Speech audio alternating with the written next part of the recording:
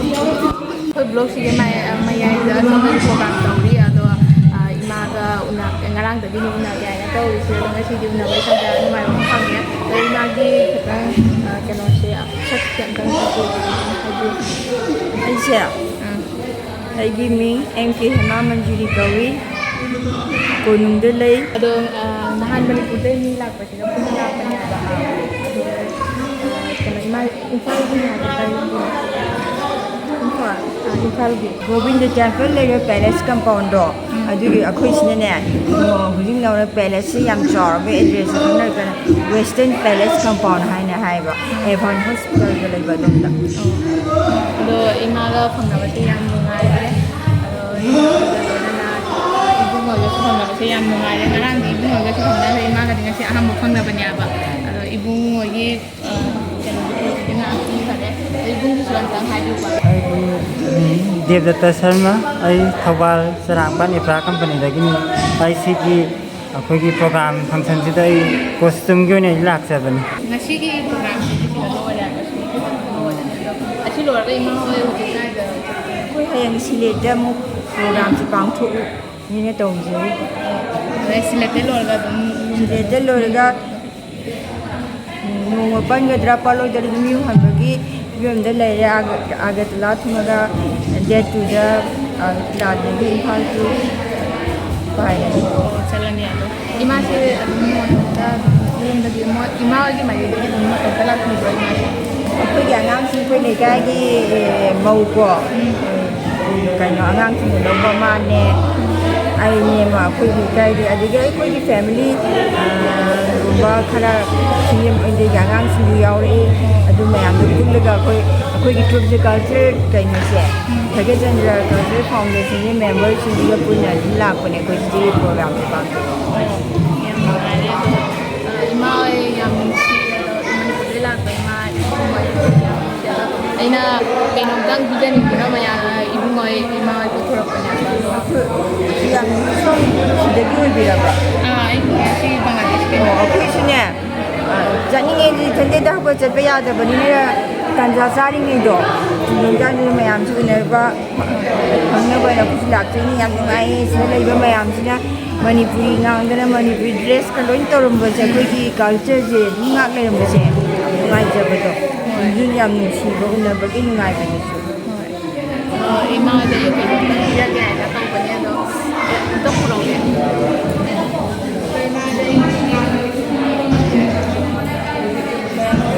Thank you very much. ꯒꯤꯐꯁꯤꯗꯤ ꯌꯥꯝ ꯃꯃꯟꯗ ꯂꯩꯌꯦ ꯌꯥꯝ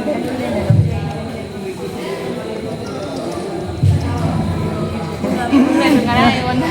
ꯐꯣꯇꯣ ꯄꯤꯕꯗꯣ ꯑꯩ ꯏꯃꯥꯗ ꯆꯤꯡꯍꯜꯂꯦ ꯍꯥꯏꯕ ꯏꯃꯥꯒꯗꯤ ꯌꯥꯝ ꯍꯔꯥꯎꯔꯦ ꯍꯧꯖꯤꯛꯅꯦ ꯑꯩꯒꯤ ꯄꯣꯠꯂꯣꯏ ꯃꯌꯥꯝ ꯌꯥꯝꯃꯛꯄꯅꯤꯅꯅꯦ ꯄꯣꯠꯇꯣ ꯄꯨꯅꯤꯡꯕꯗꯤ ꯃꯌꯥꯝ ꯄꯨꯅꯤꯡꯕꯀꯣ ꯑꯗꯨꯝ ꯀꯔꯤ ꯉꯥꯔꯤ ꯑꯝꯇ ꯄꯨꯔꯛꯀꯦ ꯑꯗꯨꯝ ꯋꯦꯠꯇꯁꯨ ꯂꯥꯛꯇꯣꯏꯅꯤꯅꯦꯀꯣ ꯑꯗꯨꯗꯨꯅꯅꯦ ꯑꯩꯁꯨ ꯎꯄꯥꯏ ꯂꯩꯇꯕ ꯔꯤꯇꯔꯟ ꯒꯤꯐꯁꯨ ꯑꯃꯗ ꯀꯩꯅꯣ ꯀꯩꯁꯨ ꯀꯥꯏꯗꯦ ꯏꯃꯥꯅ ꯂꯥꯛꯑꯒ ꯁꯨꯃꯥꯏꯅ ꯕꯪꯒ꯭ꯂꯥꯗꯦꯁꯇ ꯂꯥꯛꯄꯤꯕꯁꯦ ꯑꯁꯤꯅ ꯍꯦꯟꯅ ꯑꯩꯈꯣꯏ ꯅꯨꯡꯉꯥꯏꯖꯕꯅꯤ ꯑꯗꯣ ꯃꯊꯪꯗꯁꯨ ꯑꯃꯨꯛꯀ ꯂꯥꯛꯄꯤꯌꯣ ꯑꯗꯣ ꯕꯪꯒ꯭ꯂꯥꯗꯦꯁꯁꯦ ꯅꯨꯡꯉꯥꯏꯕ ꯈꯣꯠꯄꯒ ꯑꯝꯇꯪ ꯍꯥꯏꯕꯤꯌꯨ ꯌꯥꯝꯅ ꯀꯔꯤ ꯍꯥꯏꯅꯤ ꯑꯩꯈꯣꯏꯕꯨ ꯌꯥꯝ ꯐꯖꯅ ꯋꯦꯜꯀꯝ ꯇꯧꯕꯤꯕ ꯌꯥꯝ ꯅꯨꯡꯁꯤꯅ ꯑꯩꯈꯣꯏꯒꯤꯗꯃꯛ ꯃꯌꯥꯝꯅ ꯆꯥꯛ ꯏꯁꯤꯡ ꯄꯣꯁ ꯇꯧꯗꯨꯅ ꯇꯧꯕꯤꯔꯤꯕ ꯐꯔꯨꯛ ꯑꯋꯥꯕ ꯃꯌꯥꯝ ꯇꯧꯕꯤꯔꯤꯁꯦ ꯁꯤꯒꯤ ꯌꯥꯝ ꯅꯨꯡꯉꯥꯏꯗꯒꯤ ꯉꯁꯥꯏ ꯂꯥꯛꯑꯝꯕ ꯗꯦꯂꯤꯇꯔꯤ ꯑꯃ ꯂꯥꯛꯑꯝꯕꯗꯨ ꯃꯣꯏ ꯇꯨꯔꯤꯖꯝ ꯑꯗꯨꯅꯁꯨ ꯌꯥꯝ ꯑꯦꯄ꯭ꯔꯤꯁꯤꯌꯦꯠ ꯑꯗꯨꯝ ꯇꯧꯕꯤꯀꯣ ꯑꯩꯈꯣꯏꯅꯁꯨ ꯇꯧꯖꯩ ꯏꯟꯗꯣ ꯕꯪꯒ꯭ꯂꯥꯗꯦꯁ ꯐ꯭ꯔꯦꯟꯁꯤꯞ ꯑꯗꯩ ꯀꯩ ꯂꯩꯅꯔꯤꯕ ꯃꯔꯤꯁꯤꯡꯁꯤꯁꯨ ꯍꯦꯟꯒꯠꯅꯕ ꯍꯥꯏꯅ ꯑꯗꯨꯝ ꯈꯟꯖꯩ ꯑꯗꯣ ꯁꯨꯃꯥꯏꯅ ꯑꯗꯨꯝ ꯃꯅꯤꯄꯨꯔ ꯃꯤꯒ ꯁꯨꯃꯥꯏꯅ ꯑꯗꯨꯝ ꯄꯨꯟꯅ ꯁꯨꯃꯥꯏꯅ ꯑꯗꯨꯝ ꯇꯧꯕ ꯇꯥꯔꯗꯤ ꯑꯗꯨꯝ ꯃꯅꯤꯄꯨꯔꯗ ꯑꯩꯈꯣꯏꯒꯁꯨ ꯍꯦꯟꯅ ꯆꯦꯠꯅꯕꯁꯨ ꯍꯦꯟꯒꯅꯤ ꯍꯥꯏꯕ ꯁꯨꯃꯥꯏꯅ ꯑꯗꯨꯝ ꯄ꯭ꯔꯣꯒ꯭ꯔꯥꯝꯁꯦ ꯇꯧꯔꯗꯤ ꯑꯗꯣ ꯌꯥꯝ ꯅꯨꯡꯉꯥꯏ ꯍꯥꯟꯅꯗꯤ ꯁꯨꯃꯥꯏꯅ ꯇꯟꯖꯥ ꯆꯥꯕꯗꯤ ꯍꯦꯛꯇ ꯐꯪꯗꯦꯕ ꯍꯧꯖꯤꯛꯇꯤ ꯌꯥꯝ ꯇꯣꯏꯔꯦ ꯑꯗꯨꯒ ꯑꯩꯒꯤ ꯕ꯭ꯂꯣꯛꯀꯤ ꯃꯥꯏꯀꯩꯗꯒꯤꯁꯨ ꯑꯗꯨꯝ ꯃꯅꯤꯄꯨꯔ ꯃꯤꯒ ꯌꯥꯝꯅ ꯀꯣꯟꯇꯦꯛ ꯇꯧꯕ ꯍꯦꯜꯂꯦ ꯍꯥꯏꯕ ꯏꯕꯨꯡꯒꯁꯨ ꯂꯥꯛꯈ꯭ꯔꯗꯤ ꯑꯗꯨꯝ ꯄꯥꯎ ꯐꯥꯎꯅꯕ ꯍꯧꯔꯦ ꯏꯕꯨꯡꯁꯨ ꯃꯦꯁꯦꯖ ꯊꯥꯔꯝꯃꯤ ꯑꯩꯉꯣꯟꯗ ꯗꯦꯠ 26ꯗ ꯂꯥꯛꯀꯅꯤ ꯍꯥꯏꯅ ꯁꯤꯒ ꯑꯗꯣ ꯑꯩ ꯃꯦꯁꯦꯖꯇꯣ ꯀꯩ ꯍꯥꯏꯅꯤ ꯈꯤꯇꯪ ꯂꯦꯠꯇ ꯎꯔꯦ ꯍꯥꯏꯕ ꯑꯗꯨꯅ ꯈꯤꯇꯪ ꯋꯥꯔꯧꯕꯤꯅꯨ ꯃꯦꯁꯦꯖ ꯌꯦꯡꯗꯕ ꯇꯥꯔꯁꯨ ꯑꯗꯣ ꯏꯃꯥ ꯍꯧꯖꯤꯛ ꯄ꯭ꯔꯣꯒ꯭ꯔꯥꯝꯗ ꯆꯠꯇꯣꯏꯔꯣ ꯍꯟꯗꯛꯇꯤ ꯇꯥꯟꯖꯥ ꯆꯥꯗꯕꯒꯤ ꯍꯥꯏꯒꯗ꯭ꯔꯥ ꯏꯕꯨꯡ ꯑꯣꯏꯁꯨ ꯕꯤꯖꯤ ꯑꯣꯏꯕꯒꯤ ꯍꯥꯏꯒꯗ꯭ꯔꯥ ꯃꯊꯪꯗꯗꯤ ꯑꯩꯈꯣꯏ ꯌꯨꯝꯗ ꯆꯥꯛ ꯆꯔꯥ ꯑꯃ ꯆꯥꯃꯤꯟꯅꯁꯤ ꯑꯗꯣ ꯑꯩꯈꯣꯏ ꯏꯃꯥ ꯍꯣꯏꯅꯁꯨ ꯂꯥꯛꯎ ꯍꯥꯏꯅ ꯁꯨꯃꯥꯏꯅ ꯏꯟꯚꯥꯏꯠ ꯇꯧꯔꯛꯄꯅꯦ ꯏꯃꯥ ꯉꯁꯤ ꯂꯥꯛꯀꯦ ꯇꯧꯔꯛꯄꯅꯦ ꯉꯁꯥꯏꯒꯤ ꯈꯜꯂꯦꯕ ꯉꯁꯤ ꯁꯤꯒꯤꯁꯤ ꯂꯥꯛꯄꯅꯤꯅ ꯆꯥꯅꯤꯡꯕꯗ ꯈꯟꯅꯈ꯭ꯔꯦꯕ ꯃꯤꯁꯤꯡ ꯄꯨꯟ ꯂꯩꯔꯦꯕ ꯀꯔꯤꯝꯇ ꯌꯦꯛꯁꯤ ꯂꯩꯇꯕ ꯑꯗꯨꯅ ꯀꯣꯏꯅꯤꯡꯕ ꯈꯨꯟꯁꯤꯡꯁꯦ ꯂꯩꯔꯤꯁꯦ ꯑꯩꯈꯣꯏ ꯀꯣꯏꯅꯤꯡꯕꯅꯦꯕ ꯑꯗꯨ ꯀꯣꯏꯕ ꯐꯪꯗ꯭ꯔꯦꯕ ꯑꯗꯨꯅ ꯏꯃꯨꯡ ꯑꯃꯗ ꯃꯦꯁꯦꯖ ꯊꯥꯕꯅꯦꯕ ꯑꯝꯇ ꯂꯥꯛꯆꯒꯦ ꯈꯣꯠꯀꯦ ꯀꯥꯏꯅ ꯑꯗꯨ ꯎꯄꯥꯏ ꯂꯩꯇꯦ ꯇꯥꯏꯝꯗꯤ ꯁꯦꯗꯨꯜꯁꯦ ꯄꯨꯂꯞ ꯇꯥꯏꯠ ꯑꯣꯏꯗ꯭ꯔꯦꯕ ꯌꯥꯗꯦ 이마에게 어떤 가이드나 타임 이것이 양 농가에 또 같은 덤도 방아대서 라디오 덤도 나지 이번에 대체 하이저리 그냥 कोई शब्द प्रोग्राम तौरी अदो सिगै कोई बुंगा फंगरे कैरेक्टर करिनो अमतंग हाइबु बाय गी वीडियो लीला में मपा सादेन ओ अदुगै दी लीला सिगि मम्मीना करि लीला गौर लीला अदुगा लीला बे मपा सादैरा लीला में मपा सादेन हुजिक तो थोको रमि ngata manga दे तो हाले थोको दो amko थोको रो हाले थोको वाला ओ मी क्या मानो पार्टिसिपेट तो जे लीला सिदा ni mapan ni mapan अदो ngasi kano amasu लीला amasu तौनाय हाय अदुदि तौ ಅದು ಮೊಯ್ ಪಾಸ್ಪೋರ್ಟ್ ದಿ ಯಾದ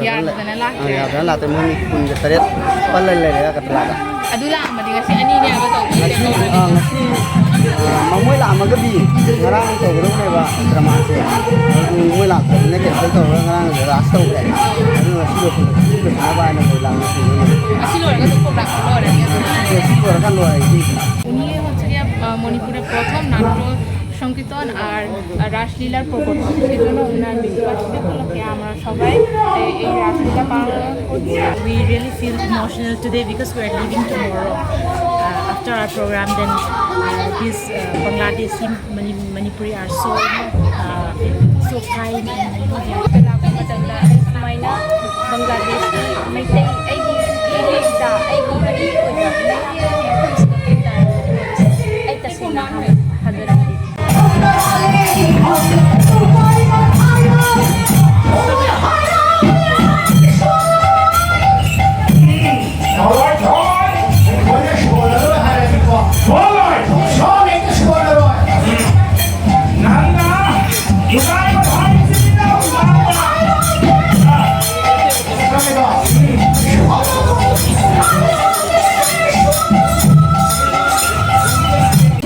Maninggi makongdo maninggi. sikko ma khali na siya ai mai nam dan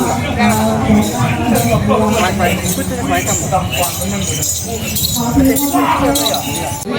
ꯑꯗꯨꯝꯗꯤ ꯃꯄꯥꯟꯗ ꯀꯣꯏꯕ ꯆꯠꯄꯩ ꯋꯥꯔꯤ ꯂꯩꯔꯝꯃꯤꯅ ꯑꯗꯨ ꯃꯇꯝꯗ ꯂꯨꯁꯟꯅ ꯒꯨꯂꯥ ꯆꯥꯎꯅ ꯑꯗꯨꯒ ꯑꯗꯨꯝ ꯇꯥꯔꯦ ꯑꯗꯣ ꯑꯗꯨꯝ ꯃꯐꯝꯗꯨꯁꯨ ꯌꯥꯝ ꯐꯖꯩ ꯌꯥꯝ ꯐꯖꯩ ꯁꯨꯃꯥꯏꯅ ꯏꯆꯤꯛ ꯆꯤꯛꯏ ꯀꯣꯏꯕ ꯃꯇꯝꯗ ꯑꯩꯈꯣꯏꯗꯤ ꯆꯠꯄ ꯌꯥꯔꯣꯏꯀꯣ ꯃꯊꯪꯗ ꯂꯥꯛꯑꯣ ꯑꯗꯣ ꯑꯩꯗꯤ ꯄꯨꯕꯤꯔꯒ ꯂꯣꯏꯔꯦ ꯀꯣꯏꯕꯒꯤ ꯃꯇꯝꯗ ꯃꯣꯏ ꯈꯣꯏꯗꯣ ꯌꯥꯝ ꯅꯨꯡꯁꯤꯕ ꯅꯨꯡꯗꯥꯡꯗꯨꯗꯅꯦ ꯃꯣꯏ ꯅꯨꯄꯥ ꯃꯆꯥꯁꯤꯡꯗꯣ ꯂꯣꯏ ꯈꯨꯗꯩ ꯁꯦꯠꯂꯒ ꯅꯥꯃꯩ ꯇꯥꯈꯠꯂꯒ ꯈꯨꯗꯩꯗꯣ ꯈꯨꯗꯩ ꯇꯥꯃꯩ ꯇꯥꯔꯒ ꯅꯦꯛꯁꯀꯤ ꯂꯥꯛꯄꯗꯗꯤ ꯑꯗꯨꯝ ꯑꯗꯨꯃꯥꯏꯅ ꯀꯣꯏꯅꯅꯕ ꯑꯗꯨꯒ ꯑꯩꯈꯣꯏꯁꯨ ꯑꯥꯗ ꯂꯥꯛꯑꯣ ꯑꯩꯈꯣꯏꯁꯨ ꯑꯥꯗ ꯀꯩꯅꯣ ꯔꯤꯖꯣꯔꯠ ꯃꯌꯥꯝꯗꯣ ꯑꯗꯨꯝ ꯆꯠꯁꯦꯕ ꯑꯩꯈꯣꯏꯒ ꯑꯗꯨ ꯂꯥꯛꯑꯗꯤ ꯍꯣꯇꯦꯜꯗ ꯂꯩꯕ ꯌꯥꯗꯦꯀꯣ Do Bangladesh ki pakhang mayam. Do.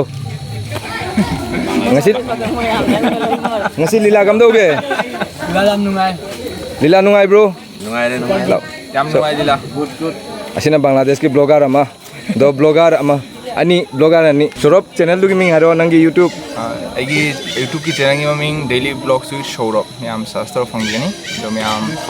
namadi like subscribe to view. Labun di blogging ki platform je YouTube hoidoira natragana Facebook page hoidoira. এই প্ল্যাটফর্ম সে হয়ে যাচ্ছে ফেসবুক নিয়ে ফেসবুক হচ্ছে গিয়ে প্লাবন অফিসিয়াল যেটা হচ্ছে এই ব্লগিং কি পেজ अदरवाइज तो ये जामना ब्लॉगिंग शो तो हमने फैशन डिजाइनर नहीं तो डिजाइनिंग सेक्शन तो जामना कहना तो नहीं सो अदुगे कनावो डिजाइनिंग प्रोडक्ट एंग्री तो मगर दी प्लावन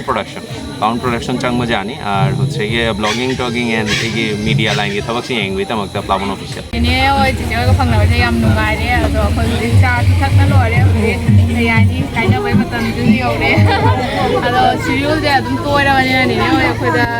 उबसुंगम दरे अलो याम नदी पुनिंग यार वो खुद अलो मथम द लाग को दी टाइम नि याम ना लो लगा लाओ चलना कोई ना वा मणिपुर द लाद तुम हाई रख के ꯍꯣꯇꯦꯜꯗ ꯂꯩꯕ ꯌꯥꯗꯦ ꯑꯩꯈꯣꯏꯗ ꯂꯩꯒꯗꯣꯏꯁꯤ ꯑꯩꯈꯣꯏ ꯁꯤꯗꯩꯗ ꯄ꯭ꯔꯣꯒ꯭ꯔꯥꯝ ꯇꯧꯔꯤꯁꯤꯗꯤ ꯄꯥꯎꯗꯤ ꯀꯃꯥꯏꯅ ꯐꯪꯉꯤ ꯑꯁꯤꯁꯦ ꯑꯗꯨꯝ ꯄꯥꯔꯠ ꯂꯩꯌꯦꯕ ꯑꯩꯈꯣꯏ ꯑꯗꯨꯒꯩꯗꯤ ꯑꯗꯨꯝ ꯍꯥꯏꯗꯤꯁꯦ ꯑꯩꯁꯨ ꯑꯍꯟꯁꯤꯡꯅ ꯑꯗꯨꯒꯩꯗꯤ ꯍꯦꯛꯇ ꯃꯅꯤꯄꯨꯔꯒꯤ ꯂꯥꯛꯇꯣꯏꯕꯅꯤꯅ ꯑꯩꯗꯤ ꯌꯥꯝ ꯏꯪꯅꯅꯤꯡꯉꯦꯕ ꯑꯗꯨꯒꯤ ꯂꯥꯛꯇꯣꯏꯕꯩꯗꯤ ꯑꯩꯈꯣꯏ ꯁꯤꯗ ꯆꯤꯆꯦꯗ ꯌꯥꯎꯕ ꯑꯦꯜ ꯑꯅꯟꯗ ꯁꯔꯃꯥꯗꯣ ꯑꯗꯨꯗ ꯑꯗꯨꯅ ꯆꯦꯉꯣꯟꯗ ꯅꯣꯛ ꯇꯧꯔꯤꯑꯕ ꯑꯗꯨꯒꯩꯗꯤ ꯑꯗꯨꯃꯥꯏꯅ ꯑꯗꯨꯝ ꯍꯣꯏ ꯑꯩꯁꯨ ꯂꯥꯛꯀꯅꯤ ꯍꯥꯏꯅ ꯎꯅꯅꯤ ꯑꯗꯨꯒꯩꯗꯤ ꯆꯤꯆꯦꯒ ꯑꯗꯨꯝ ꯀꯥꯏꯗꯩ ꯐꯪꯅꯔꯨꯔꯦ ꯌꯥꯝ ꯅꯨꯡꯉꯥꯏꯔꯦ ꯈꯔ ꯅꯦꯅꯦꯒꯁꯨ ꯐꯪꯅꯔꯦ ꯌꯥꯝ ꯅꯨꯡꯉꯥꯏꯔꯦ ꯑꯗꯨꯅꯦ ꯑꯩ ꯅꯦꯅꯦꯗꯤ ꯍꯥꯟꯅ ꯅꯪꯒꯤꯁꯦ ꯑꯩꯅ ꯊꯕꯛ ꯆꯤꯟꯕꯅꯤꯅ ꯅꯪꯒꯤ ꯀꯩꯅꯣꯁꯦ ꯌꯨꯇ꯭ꯌꯨꯕꯇ ꯑꯣꯏꯒꯦꯔꯥ ꯅꯪꯒꯤ ꯂꯥꯏꯟ ꯂꯩꯇꯕꯗꯣ ꯑꯗꯨꯅ ꯍꯥꯟꯅ ꯑꯦꯛꯁꯄꯤꯔꯤꯌꯦꯟꯁ ꯂꯩꯇꯕꯅꯤꯅ ꯅꯪ ꯉꯥꯛꯇ ꯅꯪ ꯊꯦꯡꯅꯅꯤ ꯍꯥꯏꯕꯒꯤ ꯑꯩꯉꯣꯟꯗ ꯑꯦꯛꯁꯄꯤꯔꯤꯌꯦꯟꯁ ꯑꯥꯏꯗꯤꯌꯥ ꯂꯩꯍꯧꯗꯕꯅꯤ나 ꯌꯥꯝꯅ ꯀꯩꯅꯣ ꯑꯣꯏꯈꯤꯗꯕ ꯍꯥꯏꯇꯥꯔꯦꯀꯣ ꯌꯥꯝꯅ ꯇꯥꯡꯈꯤꯕ ꯍꯥꯏꯇꯥꯔꯦ ꯃꯇꯝꯗꯣ ꯑꯩꯅ ꯊꯦꯡꯊꯈꯤꯕ ꯑꯗꯣ ꯍꯧꯖꯤꯛ ꯅꯪ ꯊꯦꯡꯅꯔꯦ ꯅꯦꯛꯁ ꯇꯥꯏꯝ ꯂꯥꯛꯄ ꯃꯇꯝꯗꯗꯤ ꯑꯩꯈꯣꯏ ꯌꯥꯝꯅ ꯀꯣ ꯑꯩꯈꯣꯏ ꯅꯨꯡꯉꯥꯏꯅ ꯇꯧꯃꯤꯟꯅꯗꯅ ꯑꯩꯈꯣꯏ ꯃꯅꯤꯄꯨꯔꯗꯁꯨ ꯂꯥꯛꯑꯣ ꯑꯩꯈꯣꯏ ꯅꯦꯛꯁ ꯇꯥꯏꯝꯁꯨ ꯀꯣꯏꯔꯛꯀꯦ ꯑꯗꯨꯒ ꯑꯩꯈꯣꯏꯁꯨ ꯅꯪ ꯂꯥꯛꯄꯗꯗꯤ ꯑꯩꯈꯣꯏꯗ ꯆꯠꯇꯕ ꯌꯥꯔꯣꯏ ꯆꯠꯀꯅꯤ ꯃꯊꯪꯒꯤ ꯂꯥꯛꯄꯗꯣ ꯗꯥꯏꯔꯦꯛ ꯅꯣꯏꯗ ꯂꯥꯛꯇꯣꯏꯕ ꯍꯣꯏ ꯌꯥꯏꯀꯣ ꯍꯣꯏ ꯌꯥꯏ ꯌꯥꯝ ꯅꯨꯡꯁꯤꯌꯦ